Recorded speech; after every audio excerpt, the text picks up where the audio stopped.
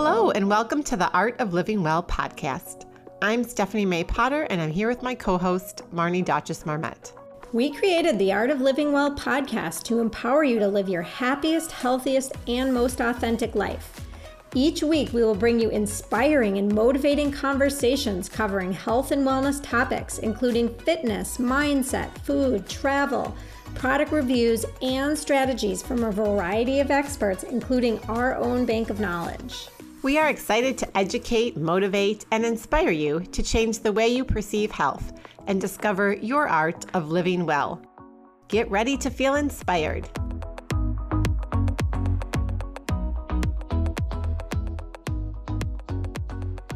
Stephanie and I had such an amazing experience last week. We went to Healing Elements Yoga and Massage Studio in St. Anthony Park, which is really on the cusp of St. Paul and Minneapolis.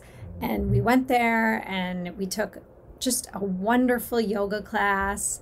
We each had our, own massages. I had like an integrated massage, which I've never had before. And the therapist was so wonderful. What did you have? I had a deep tissue and I had so much inflammation going on in my body. It was wonderful, wonderful. Probably one of the best massages I've had. It's such a welcoming community too, Marnie. Like we sat before our massage and yoga class and we had tea. They have like a little, tea coffee shop area and retail space. Which had the cutest little things. Like I could just spend time kind of browsing around in there. Yes. And it's such an authentic place. Like you really could feel that welcoming community and just inclusiveness and connectedness, really. And they have so many different services they offer. They have all different kinds of yoga classes, meditation classes, massage therapy. They're doing workshops and special events. And you can actually sign up to have like a massage membership. So if you are someone that... Which is so cool. Yes. So Healing Elements has an amazing offer for all of our listeners. First-time customers can receive a 1 week of unlimited yoga classes for free and $15 off a massage treatment. Head on over to our show notes and you'll get the promo code. You can either book online or you can call the studio. I cannot wait to go back. Either can I. Hello and welcome to episode number 23 of the Art of Living Well podcast.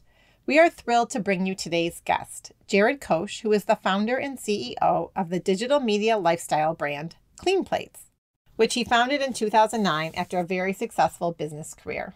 Jared is an industry thought leader and speaks frequently on the topic of nutrition and wellness at organizations such as Google, Bank of America, Sony, WellPoint, Merrill Lynch, MTV, and Time Warner.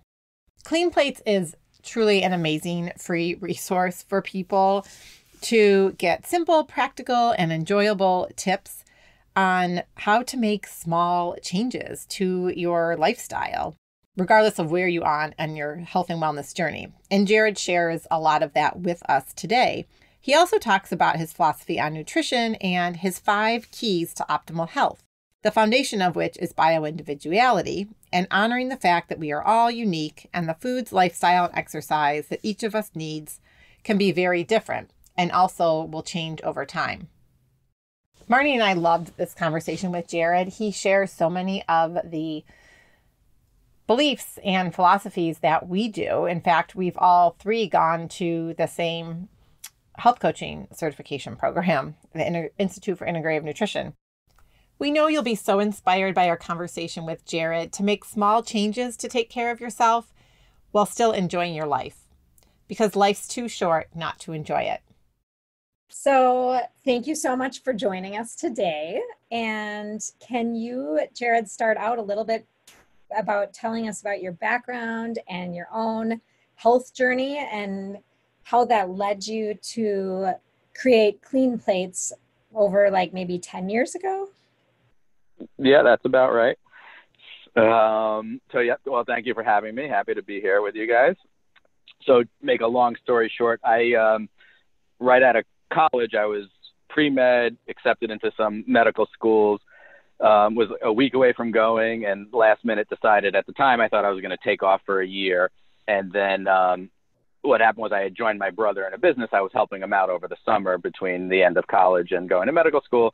And so I decided to take off for a year and just to like have some different experiences before going to medical school. And that ended up turning into about 11 years. And so I had a real good entrepreneurial experience. But at the end of the day, I started to realize like it was all about like just chasing money, and we were quite successful, but there was no really meaning and purpose behind it for me. And so I reached a point where I had an opportunity to sell my half of the business and took it, and really wanted to get back to my journey of helping other people and healing. And I also, kind of to answer your question more directly, I also had a lot of like personal digestive issues, pretty chronic digestive issues. And so at the time, I was transitioning out of the business, and I started taking these like private yoga lessons and meditation lessons. And my instructor, I was telling him about my digestive issues, and he was like, you have to start eating better. And, at that point I was like, I didn't even think about it, which sounds crazy, but I didn't like relate, like I have digestive issues, so it's probably related to what I'm eating. I was just like, I would still just eat whatever I wanted and deal with my digestive issues. And so since I was transitioning out of the business, I took this opportunity to I was thinking about also going back to medical school, and I was worried, like, could I actually go back to studying again? And, after being out of school for so long. And so I said, you know what, let me start like reading some books on nutrition and getting back into like learning. And this was a while ago. It was probably about 15 years ago at this point. And I was, I just became like, I was like fascinated by the whole topic and realized like, oh my God, it was changed a lot since then, but especially back in that time, I was like, oh my God, I really know nothing about this. And as a culture, we don't really know anything about it. And it's so foundational to so many issues we face.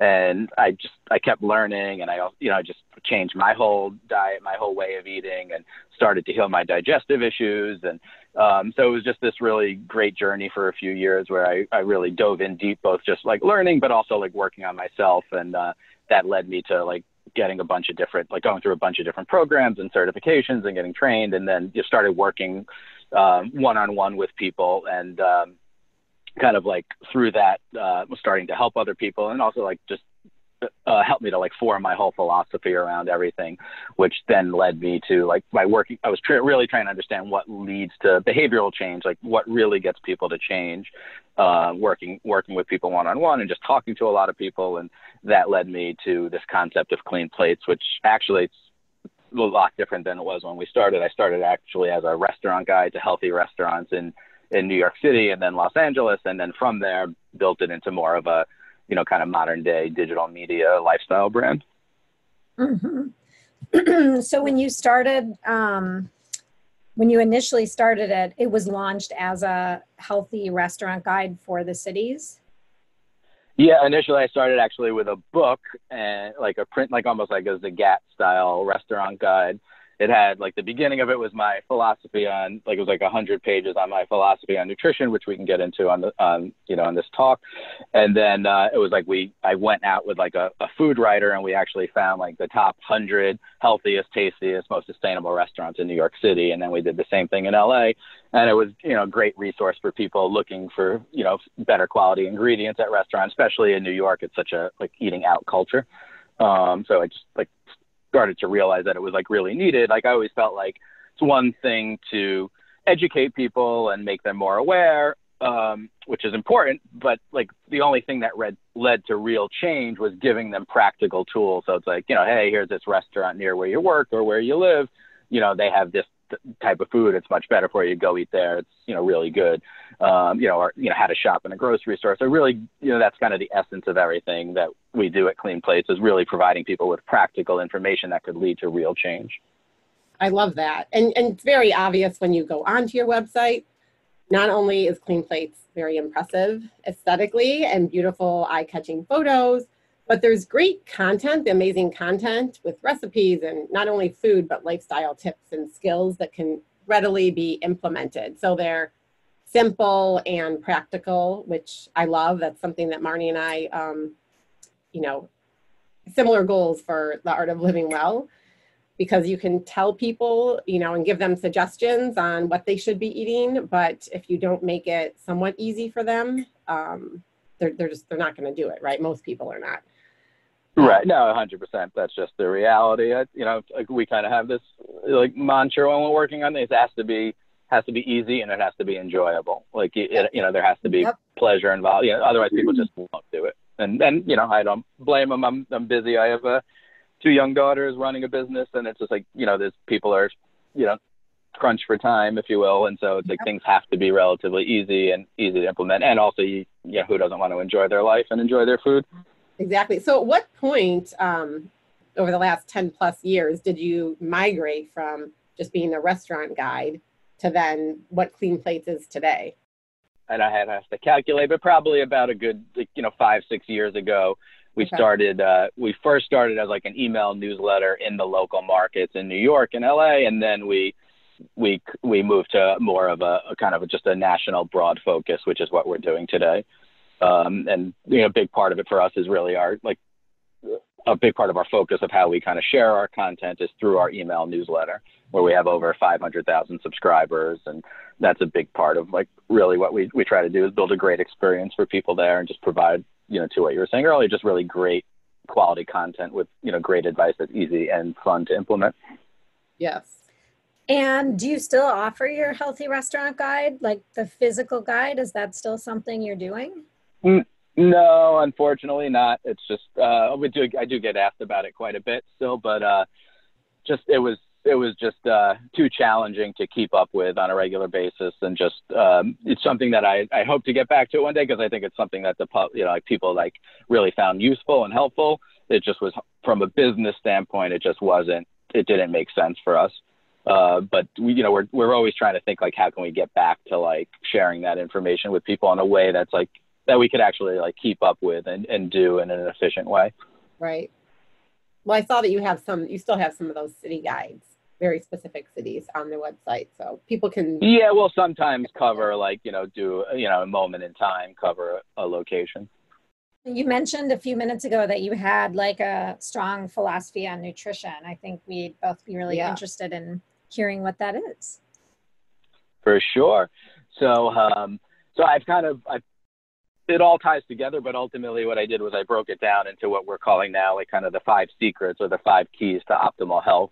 And so, we can just kind of go back and forth, or we could talk about them one by one.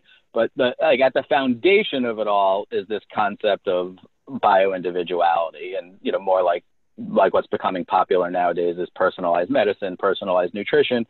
And, ultimately, if you take a step back, it sounds simple, but it's really not how we're conditioned to think about things. If most people are conditioned to just chase, what's the, what should I do? What is everybody else doing? What's the latest diet trend or craze? And every couple of years, now it's keto, before it was paleo.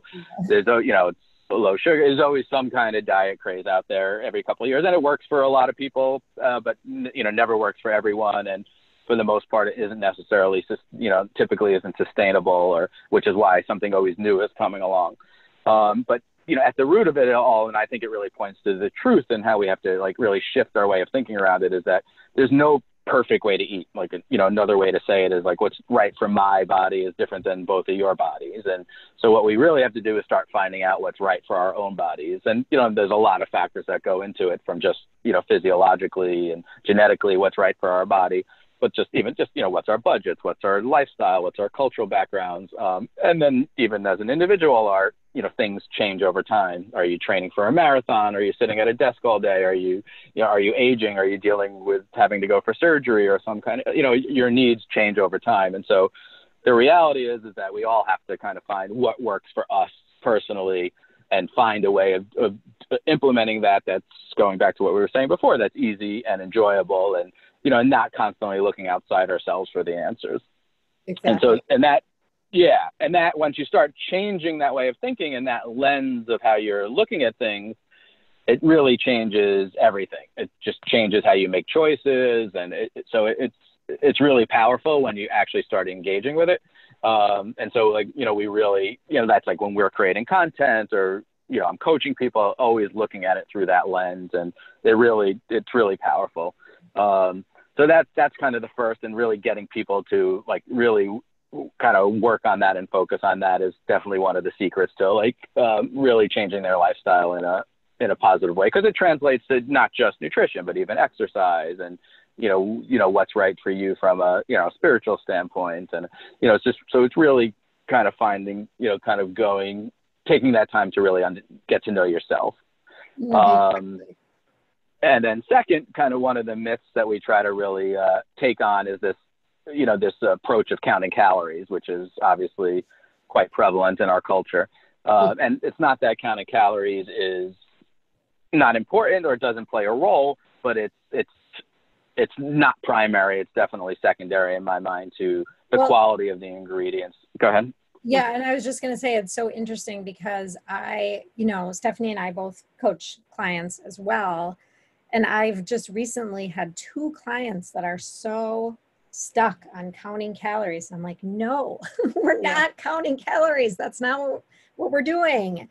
And trying to get somebody out of that mindset is really challenging. It's really challenging. Yeah. And for some people, they feel that they need it. But I think what, Jared, you're saying, like once you actually peel back the layers and start focusing on what your needs are and eating intuitively, I actually just wrote a blog post on this because I'm like, let's ditch the diet. I'm as someone who sort of grew up with a mom on a diet all the time, and I was counting calories as a teen, I'm like, enough of this. I have a daughter who's approaching her teenage years. And so I'm really passionate about this as well.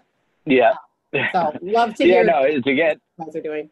I think the reality is that it just doesn't work. I mean, even if you look at these broader programs like Weight Watchers, and it's just like, I know a lot of people that have gone through them, and it might work for a period of time, but it's not sustainable. And it's just not naturally how, we're supposed to relate to our food and our health.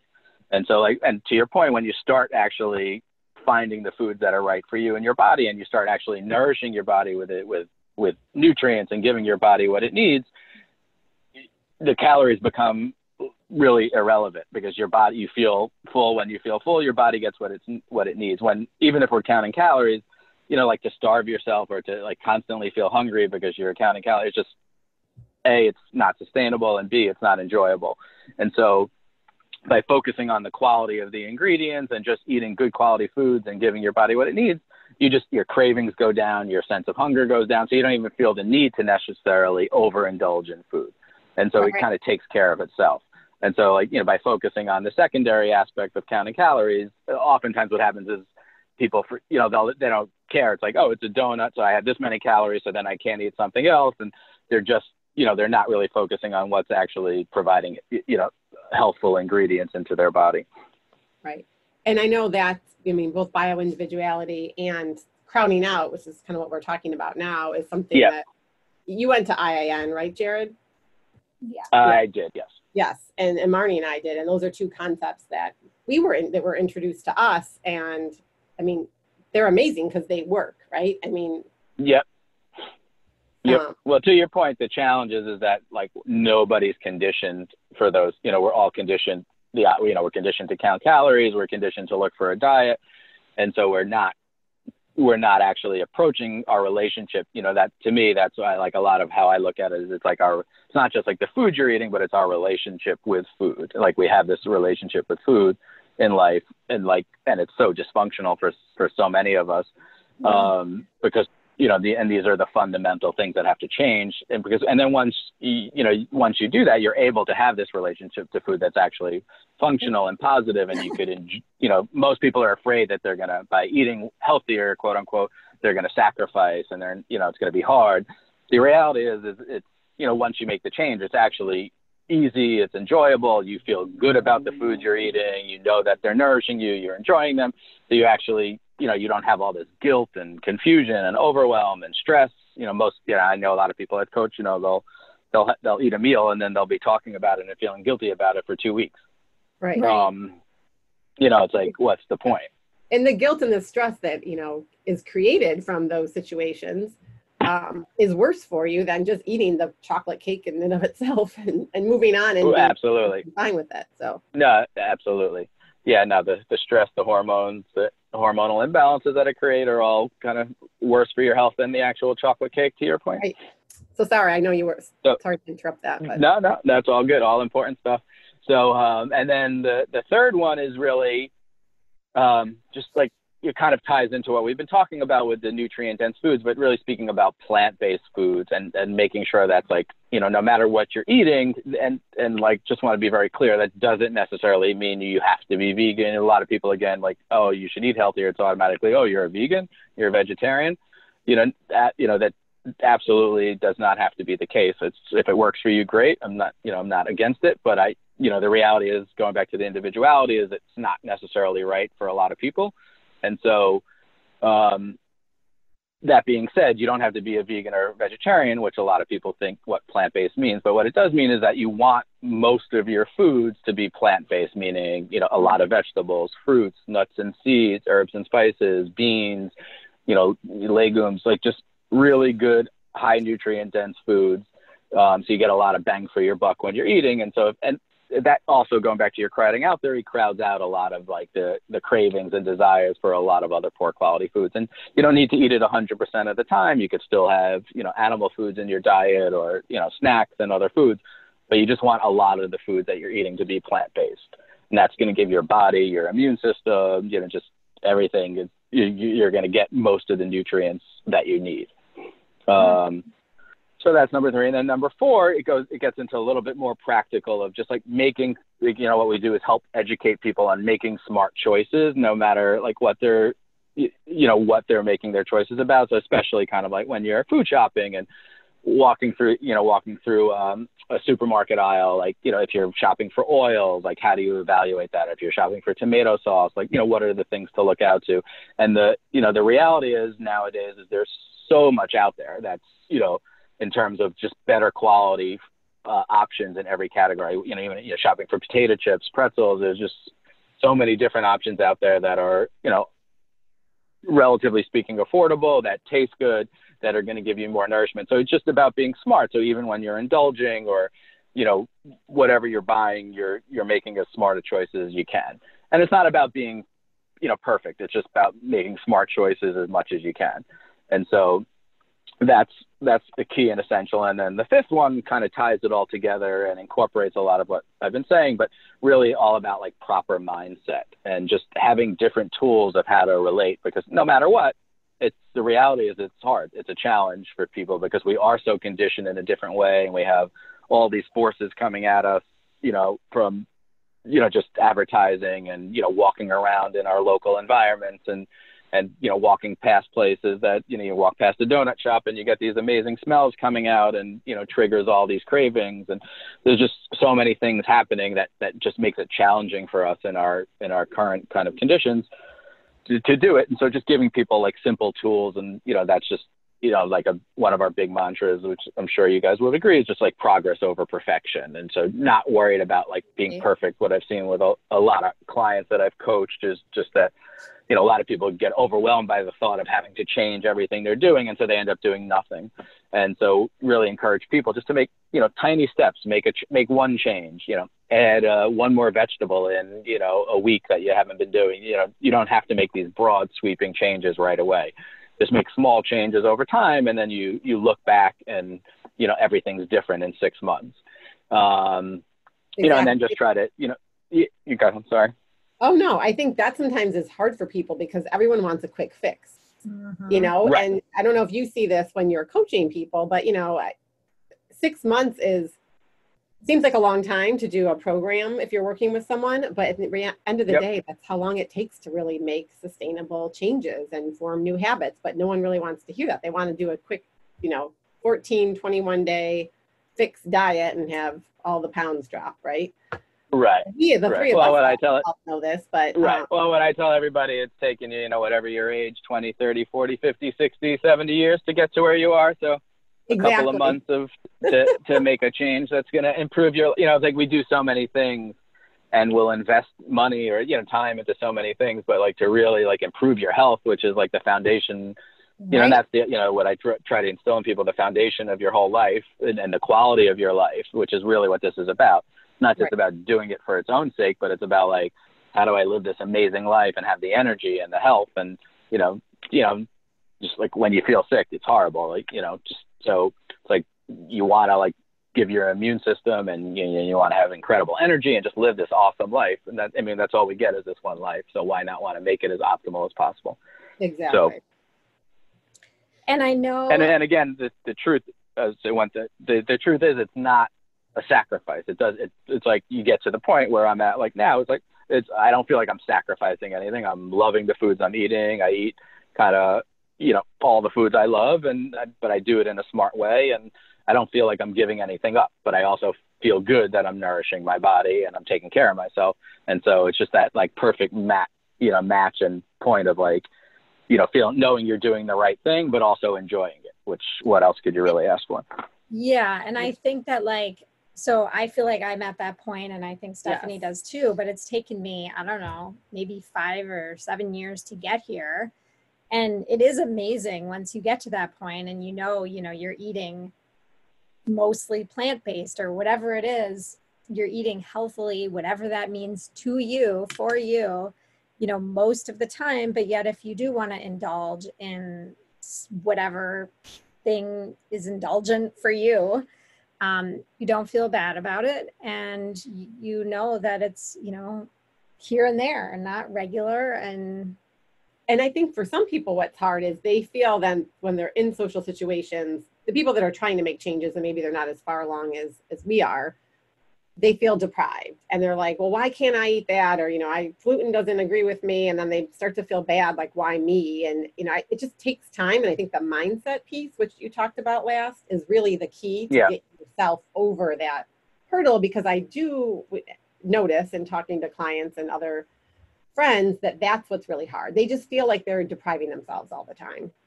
And they feel bad that they can't eat a certain way. It's like, no, we choose to eat a certain way, not, so just even reframing those thoughts in your head and how you talk to people about it.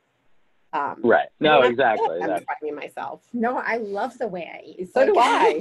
And there's so many foods that I could eat. I can't eat them all in a given week or month, actually. Yeah. No, for sure. That's like you're saying. Yeah, it's hard. That's what change is hard. It's just the reality of the human condition. Change is hard. But I think part of it is, like you were saying, it took you 5 to 7 years to get to where you are. But it's the journey. And like, once you get on that and you start making that progress, that your health changes in a positive way. And so you might have challenges, and you might not be, it's like going to the gym. At least if you're, once you're going and you're starting to exercise, you might not be in the best shape of your life, but you're going in a positive direction, and you're positively impacting what you're doing, and you're starting to reduce the number of negative things you're doing to your body. And so that's the point, is just getting on that train. And like, I tell people, we talk about the 80-20 rule, which I know you guys are familiar with, but you don't have, which basically means like get to the point where around 80% of the time you're eating really good quality foods for your body. And the other 20% is okay if you indulge. You don't have to be at 80%. You just, some people might be at 95. You just want to get to the point where you're over 50%, because you have that momentum, and you're doing more positive than you are doing negative. And then it just tends to build on itself. You feel better when you're eating better. So it's like you start to realize, so it's kind of like self-fulfilling. You don't, so the work becomes easier, because it's like, I know when I eat this way, I feel better. And when I eat the other way, I feel like crap. So like, why not just, and just like over time, you just do a little more. So it's just about getting people on the right track, essentially. And really, when you start to tune into yourself, speaking to that bio-individuality, and really figuring out what does agree with you and what doesn't agree with you, and what your threshold is, maybe 95% of the time you don't eat gluten, but, sometimes you a slice of pizza and you can eat it every so often, and maybe you'll feel a little bit nauseous that evening, but you enjoyed it, and you move on and you get back to your healthy eating the next day, or whatever it is. No, exactly. Yeah, there's so many, or like, nowadays there's alternatives. There's, not saying, like you have to find ones you like, but maybe there's a cauliflower pizza crust that you, that you could find that you like. So, and I'm the same way, sometimes it's just like, hey, I'm just going to eat this because I want to, and I'm going to indulge, and it might not be great for me. And then I move on, and I'm on to the next choice. But I'm not beating myself up about it for the next 2 weeks. Exactly. I'm always telling people, eat it and forget it. That's it. Right. You made the choice. It's done. Enjoy it while you're doing it, no matter what, and then be done with it. Exactly. So there's so many awesome recipes that are really just even simple, like what to do with a can of chickpeas on your site. What's your favorite recipe that you have on? Oh my God. Oh, that's a good question. I have to be honest, since I have 2 very young daughters, I haven't been cooking as much as I used to.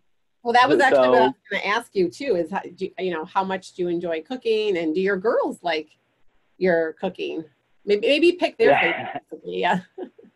yeah, no, that's interesting.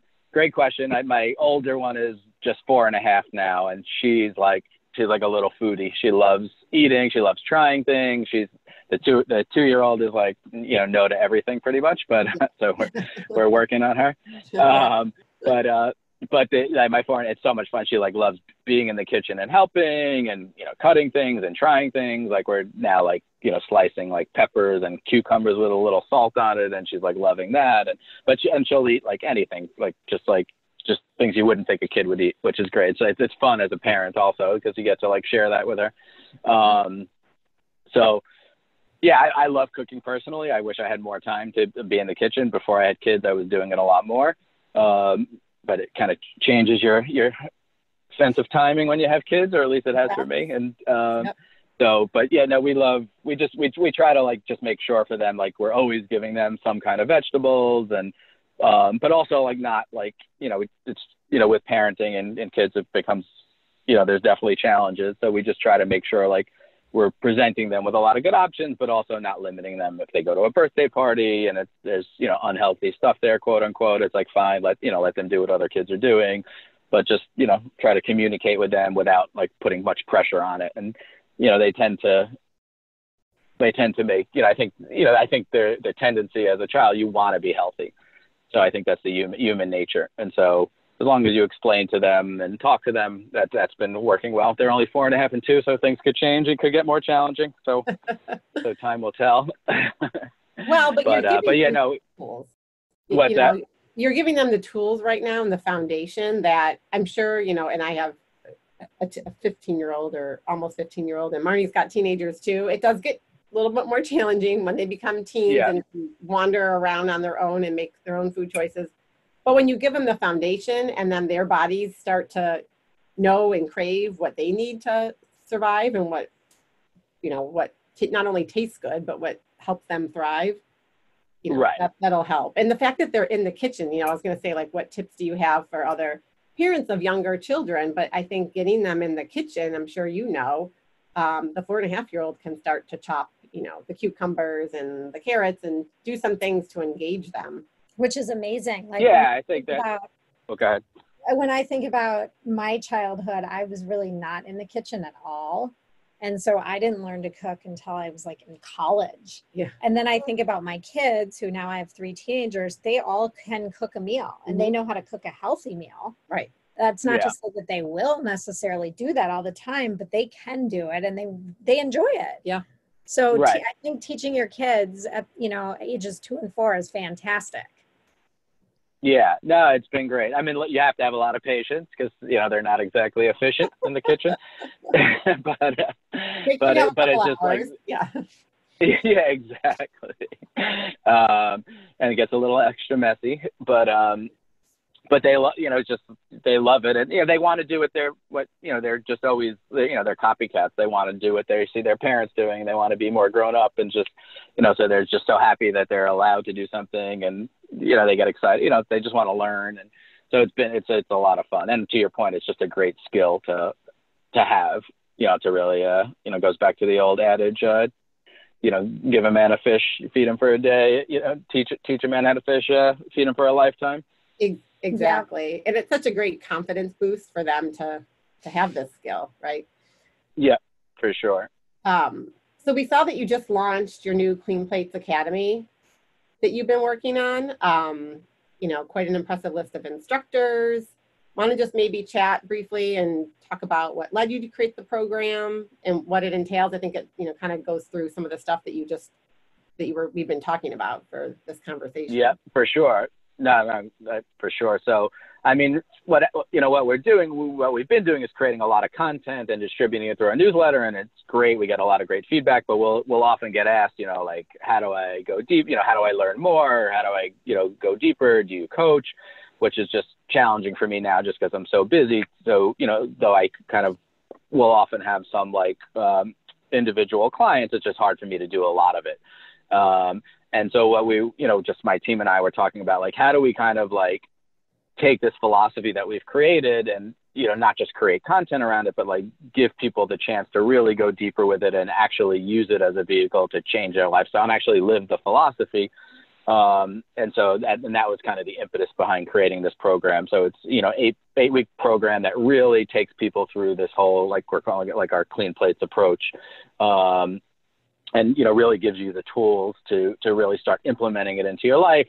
As part of it, we have like a 21-day elimination program. So you really start to get to know what foods are working right for your body. We have a ton of support. So, we have these like group phone calls. So you could ask any question you have. I'm on the phone. And then there's also, along with my colleague, Beth Lipton, who's a trained nutritionist, trained chef.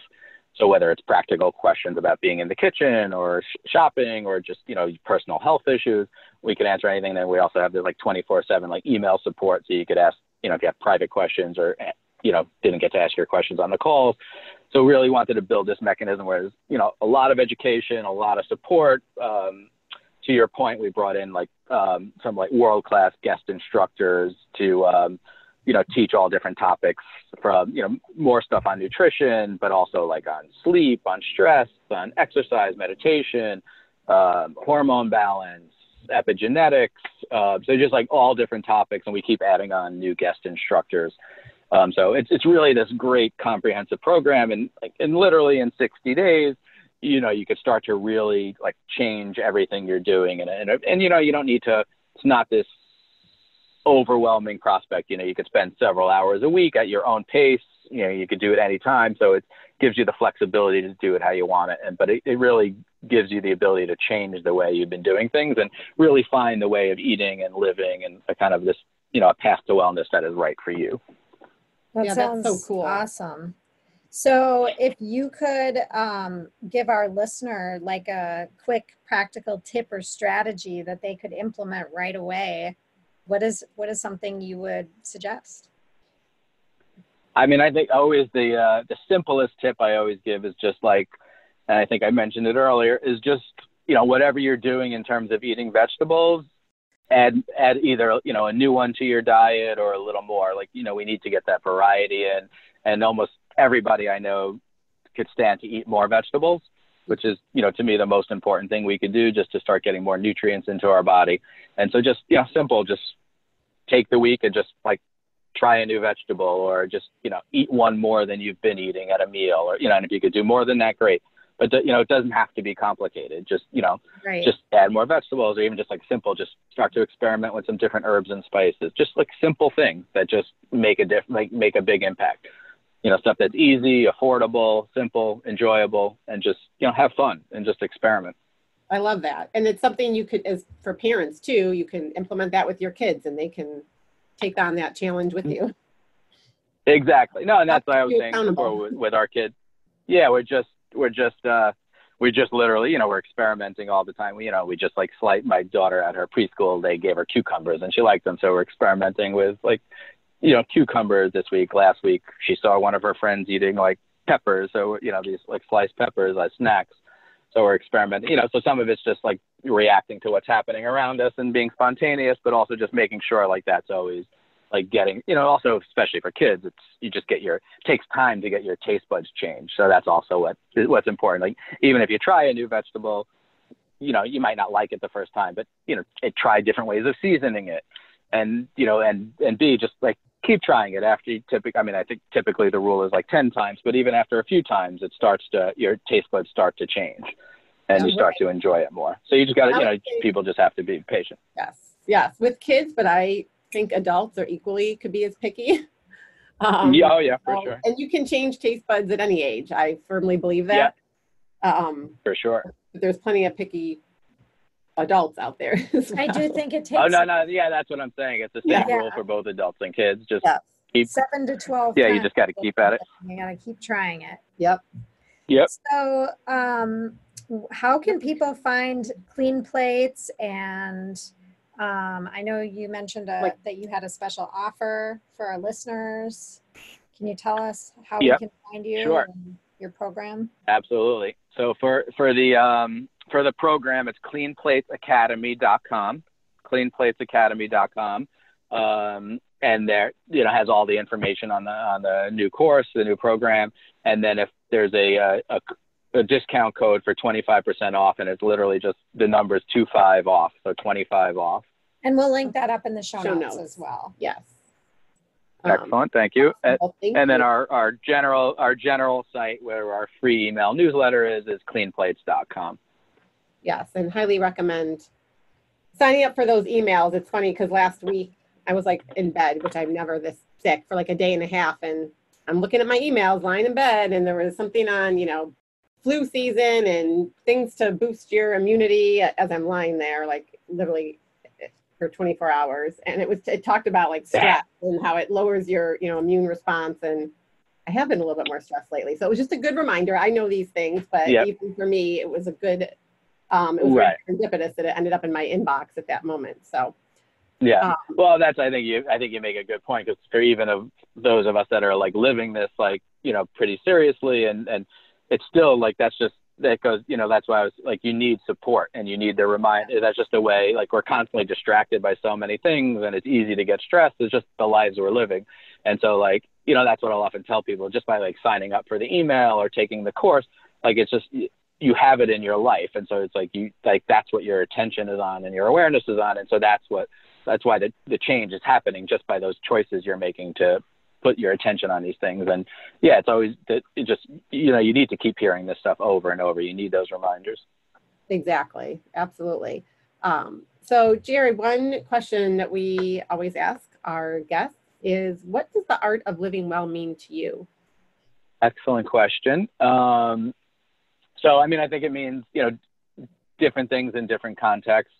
I think on the nutrition side, I think and I guess it goes broader, but it wasn't what I was saying earlier, which is like, finding that perfect kind of meeting point of health and pleasure, essentially, of like doing things that, not 100% of the time, but in a reasonable amount of time that are good for you, and supporting your health, and that like foundation of like living an awesome life, but also doing it in a way that's really enjoyable. Life's too short not to enjoy it. So just finding that perfect kind of intersection of, taking care of yourself, but really enjoying your life, whether that's the food you're eating, the career you're in, the relationship you're in, your spiritual practice, whatever it is. It's just, I think that intersection is really, that's when you're really, truly living well.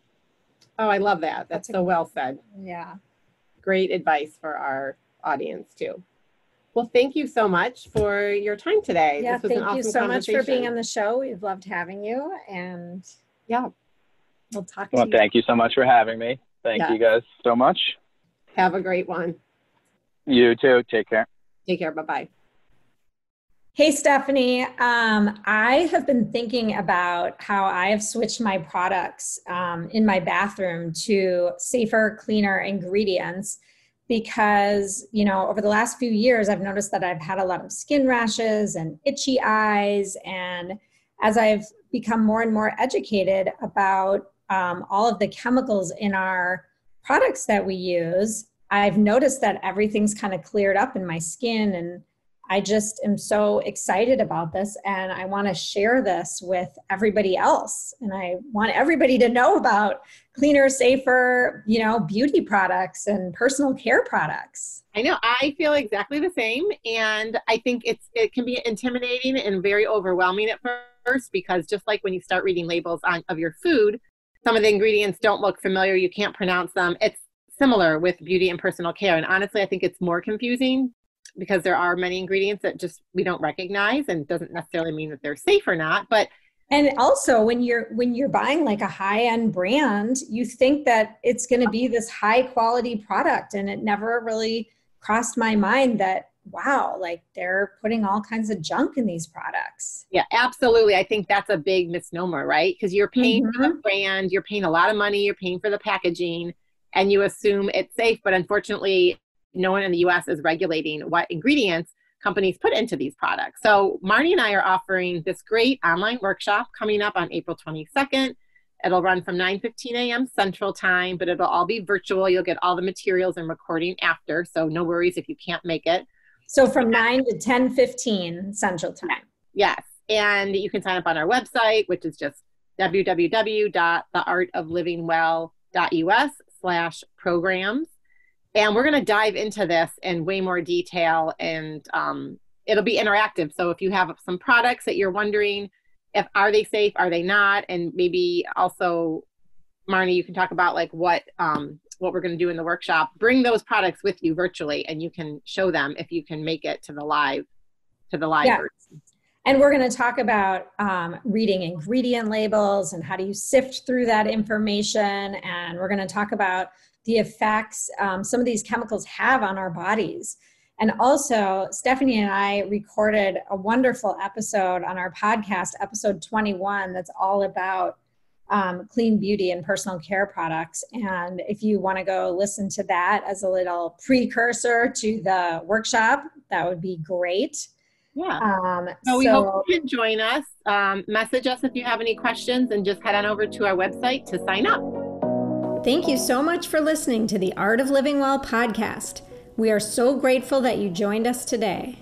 If you enjoyed this episode, please share it with a friend or anyone else you think may benefit from this information. We'd love for you to subscribe to our podcast, leave us a review, and tag the Art of Living Well podcast on social media.